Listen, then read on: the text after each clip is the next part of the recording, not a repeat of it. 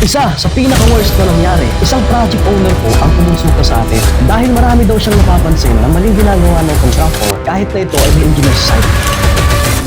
At tila, ang engineer daw ay sumusunod lang sa may-ari ng construction company. Kapansin-pansin na ang mga litratong pinapadala ng owner ay tila ba malapit sa kanyang paglalarawan sa pinapagawa niyang bahay. Bago po natin ituloy mga quality, ako po si Engineer Jaime, your partner in quality. At advokasya po natin na magpalaganap ng awareness ng maayos, safe na pagpapatayo ng bahay. Paalala po na hindi po natin dinitalye ang contractor, engineer o kung sino man ang involved sa project na ito. Mananatili po itong confidential at ang video po na to ay maaaring kapareho lang kung ano ang meron sa inyong lugar. At hindi po intensyon ng author na sirain po ang sino mang individual. Nagpa-schedule lang si owner na visit natin siya agad. Mga ilang hakbang pa sa site, makikita natin yung mga biga sa taas sa may second floor na meron na itong mga bakal. Kahit hindi pa nabubuhusan yung ground floor columns. Imagine, kinagulat din po natin yon dahil hindi naman po ito normal sa mga residential na ginagawang bahay. Pero ito po naman ay posible pa rin magawa. At ang pumasok agad sa atin, ito ba ay maganda ang formwork system? Nagmamadali ba si owner para matapos yung bahay? Kasi palagi yung tatandaan ko quality, pag may bagong construction na ginagawa o bagong construction methodology na ina-apply sa inyong bahay, siguraduhin nyo na may plano, may design.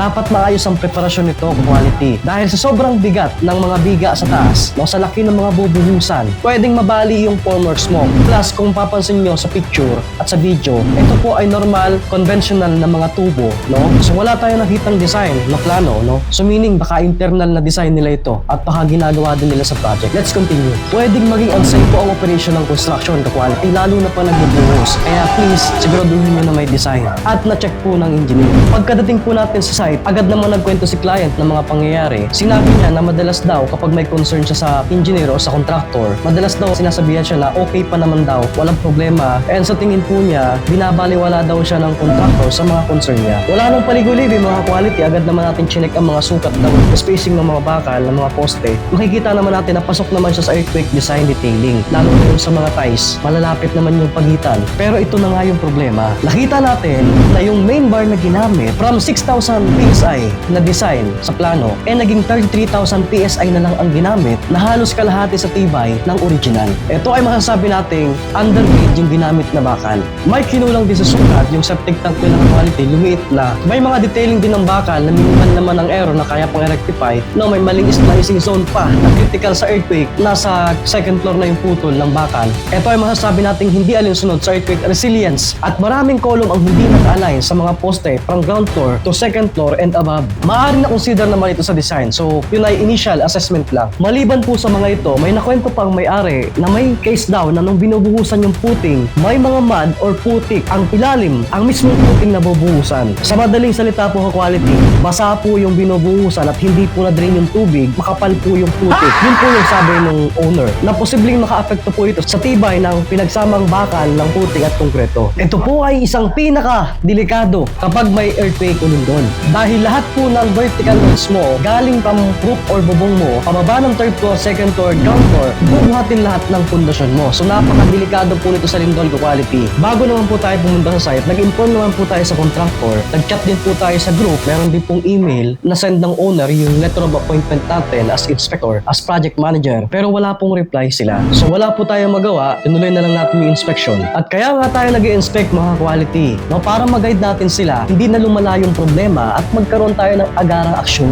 Mga ilang araw pa ay nagpa-inspect ulit si owner, no, para i-compute yung mga materyales at yung mga natapos ng contractor dahil gusto niyang malaman kung magkano na at hindi na daw sila magkaintindihan ng contractor quality. Mga ilang araw pa, pinahukay na rin ng owner yung puting na nasabing meron daw siyang putik sa ilalim ng binubuhusan. At ito na nga, worst case na nangyari sa construction project, makikita mo dito na yung bakal nakahiwalay sa puting, may hollow parts sa loob at hindi na halos kumapit yung bakal sa konkreto. Ano pa ang tibay nito quality? Mariin din pong sinabi ng owner na hindi lang po ito isa at marami daw po itong puting na binuhusan na same case scenario. Pasalamat po si owner dahil may nagsabi sa kanyang worker. Dahil kung hindi po sa nagmagandang loob na worker na ito, hindi alam ng owner matatapos ang kanyang bahay na napakalaki pala ng risk no sa lindol. Quality. Ang ganitong case po ay hindi basta-basta. Kailangan po ng masusing pag-aaral at pag-check sa site, no? Pag-investigate kung gaano ka-severe, kung ilang footing ba talaga ang apektado katulad nito, at kung kaya pa bang i-retrofit or i-strengthen yung bahay or other option na maglagay ng additional columns at additional footing para ma-treat ito.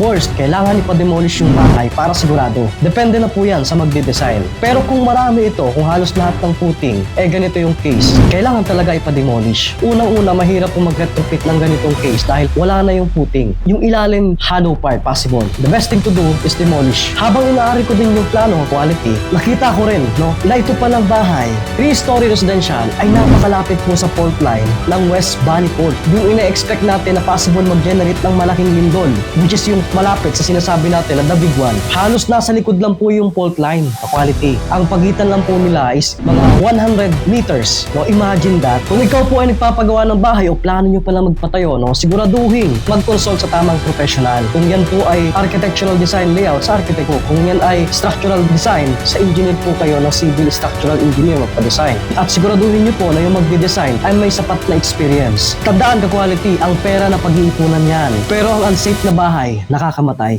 Engineer Jaime po, your partner in quality.